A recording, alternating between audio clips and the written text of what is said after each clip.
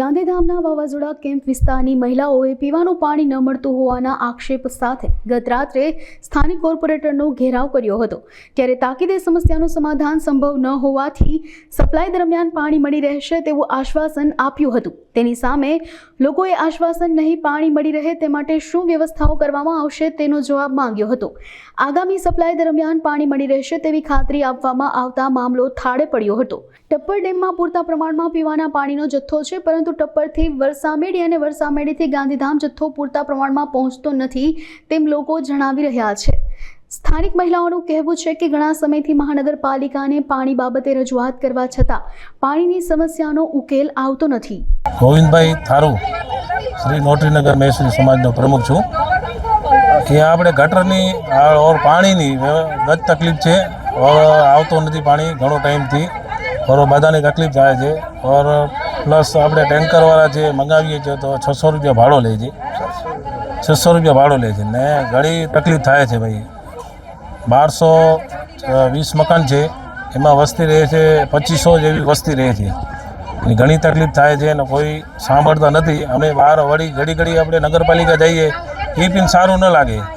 અમે 2 વાર તો લેટર દઈ આવ્યા છે, હજી કાંઈ રસ્તો નીકળ્યો નથી એના માટે, એટલે એના માટે આપણે મિટિંગ કરી હતી ને રજૂઆત કરીએ છીએ સાહેબ। પાણી ઉપરથી એમ કહે છે ભાઈ ટાંકો ખાલી છે, પાણી આવતો નથી, એવી રીતે કહે છે। હા, રજૂઆત કરી છે, બધા મનીષાબેનથી કરી છે, પપ્પુભાઈથી કરી છે।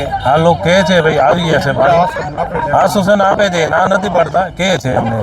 મારું નામ હવામેલ ઓસમાન બાપડા। અમારે પાણીની સમસ્યા છે। અમારે 1 મહિનો થવા આવ્યો પાણીનો। 3 ધક્કા અમે નગરપાલિકામાં ખાઈને આવે। સાહેબ કહે છે કે આશ્વાસન આપે કે હા પાણી ખોલશું, જાઓ તમે ઘરે, પાણી ખુલી જશે। 8 દિન પહેલે ગયા હતા ત્યારે કીધું કે 2 દીમાં પાણી ખોલશું। વાપસ આજ બી ગયા હતા તો આજે કીધું કે તમે ઘરે જાઓ, અમે પાણી ખોલીએ છીએ। કે છે મોટર ખરાબ છે, કારણ કે છે ટાંકામાં પાણી નથી ને ટ્રેક્ટર વાળા તો 700 રૂપિયા ડાયરેક્ટ લે। ગરીબ માણસ કેના પાસે પૈસા હોય કેના પાસે ન હોય, બચારા મજૂરાદી મજૂરી કરતા હોય, 700 ક્યાંથી લે?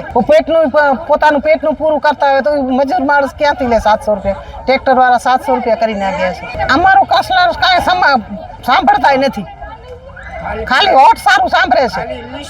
હા, વોટ દેવાનું હોય તો સાંભળે, ને નથી સાંભળતા। અમે નગરપાલિકામાં રમજાનમાં ગયા હતા, અમારા રોજા હાલતા હતા ને ગયા હતા। 15 દી પહેલે ગયા હતા, 8 દિન પહેલે ગયા હતા ને આજ પણ ગયા હતા। આજ અમે 11 વાગે ગયા હતા ને 2:30 વાગે આવ્યા।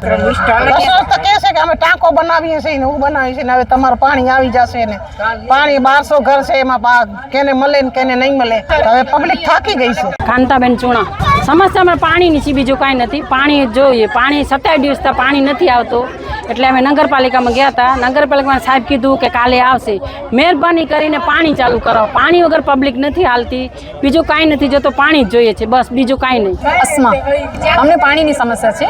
રોટરીનગર સેક્ટર 14 ના એરિયામાં રહીએ છીએ। અમારે અહીંયા 27 દિવસથી પાણીની તકલીફ છે। અમે 8 દિવસ પહેલાં પણ નગરપાલિકા ગયા હતા, ત્યારે એ લોકોએ અમને આશ્વાસન આપ્યું કે 2 દિવસમાં પાણી ચાલુ થઈ જશે। પછી અમે 8 દિવસ રાહ જોઈ, 2 દિવસની બદલી અમે 8 દિવસ પાછળ આજે પણ ગયા તો એ લોકોએ આશ્વાસન આપ્યું છે, પણ એ લોકોએ એમ કીધું કે પાણી ઉપરથી આવતું જ નથી, તમે કેવી રીતના તમને પાણી સપ્લાય કરીએ। વારે ઘડી આ સમસ્યા અમને ઉનાળામાં રહે જ છે અને ટેન્કરવાળાનો પણ અહીંયા ગોરખ ધંધો ચાલુ જ છે। પહેલાં 300 રૂપિયામાં ટેન્કર આવતો હતો, એની જગ્યાએ 700 રૂપિયા અને 800 રૂપિયા ટેન્કરવાળા લે છે। મધ્યમ વર્ગના પરિવારવાળા 800 રૂપિયા કેવી રીતના ટેન્કર ના આપે? એમને આજે અમે રજૂઆત કરી હતી, એ આવ્યા હતા, એમણે પણ એ જ આશ્વાસન આપ્યું કે ઉનાળામાં થોડીક તકલીફ રહેશે કારણ કે ઉપરથી પાણી નથી આવતું, છતાં કે અમે પૂરી કોશિશ કરશું।